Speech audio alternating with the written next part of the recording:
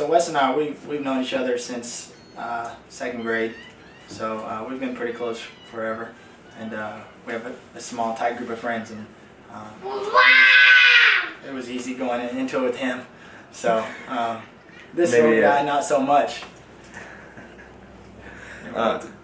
We might have to go back.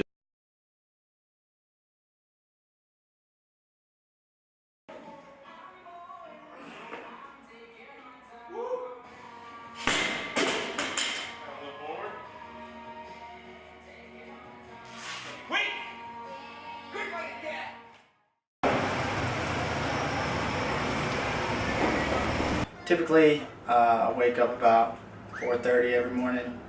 I get up here to the gym around 5, open up, get set up for our first class at 5:30, and we run through about 8 classes a day between me and the other owner. We have a couple other coaches on staff, so for the most part, average day, coaching 4 or 5 classes.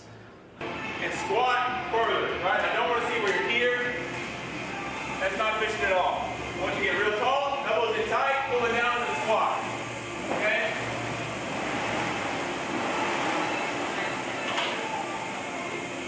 Biggest thing of being a coach is changing the mindset of other people. If we can get that, number one thing, if we can make you just open your mind and your eyes about how to go about certain things different ways, then you're gonna make that change. And then we can start coaching on the technique and the programming and all that type of stuff. Bend knees, right? I don't want to be where I'm here, and then, right? Be patient on your return. It should be a hard pull, and then 2 count return, right? So 1, 2, okay? 250 meters, I want you to do this 90% plus pace, so you're doing it fast. Then 7 burpees for guys, 5 for girls. Chest and thigh on the ground, up, jumping over, okay? You do these laterally. We'll move these over a little bit so we can do that. I think the biggest fear I would have is someone really injuring themselves because of negligence on our part. So we try and put a lot of emphasis on part of our, when we're at home studying on good techniques, how to reduce chance of injury and all that type of stuff. That would be the worst thing, I think, in our case for something like that to happen.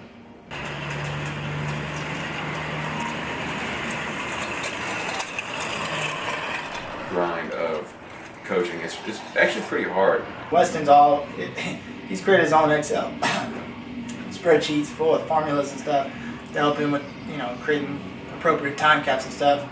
And it's nice, but I'm a pencil paper kind of guy. I have to do everything on paper, written out, planned out, scratched out, redone. If my hand's not working at the same time writing, then it's not processing for me. That's just the kind of person I am. What would you say is the hardest part throughout the day? Man, it's a really rewarding job. I'm getting to do what I love, so I don't see a ton as being the hardest.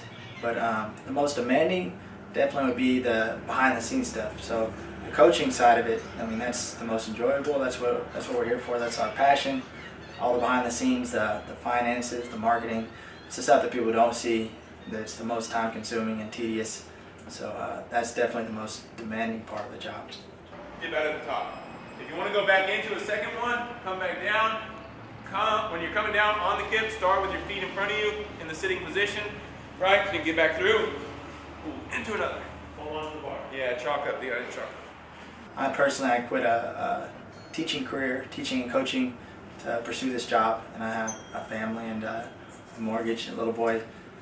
Like I said, it's 3. So I guess my biggest fear is something happening to where I wouldn't be able to continue this or provide for my family.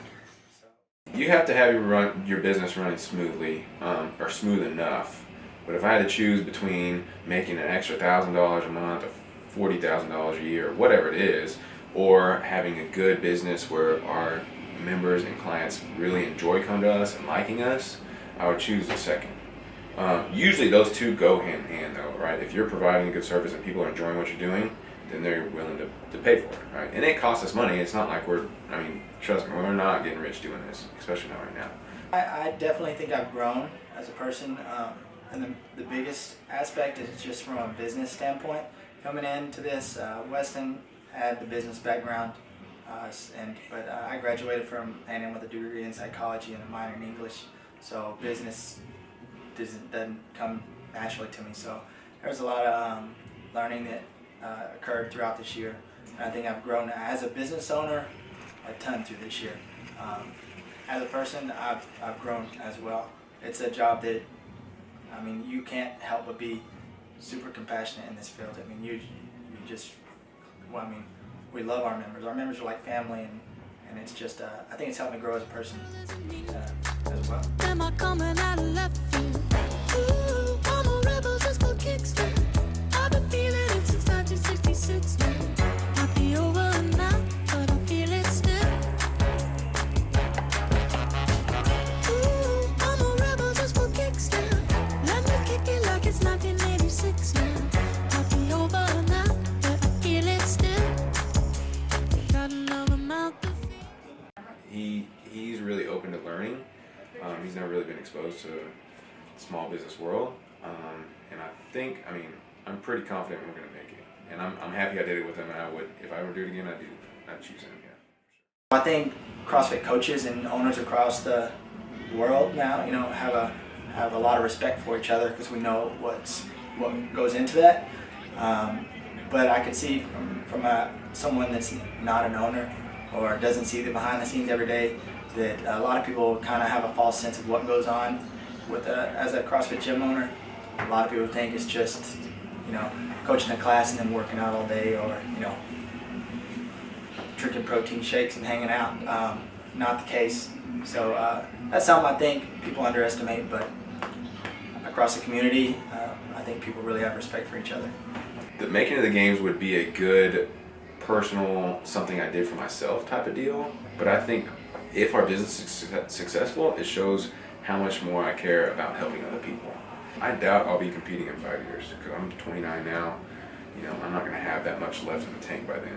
If I do, I'm going to keep pushing, but I got to listen to my body, and I'm not going to be able to know until then. But the business, yeah, I'm going to be focusing, in the 5 years, I'm going to be focusing on really trying to increase our offerings at our business and helping other people. And I would be more proud if I were able to do that in the long run on a long-term basis than just make the games once or whatever. Your life's like 4-burner stove, and 1 burner is health, 1 burner is your work, 1 burner is your friends, 1 burner is your family.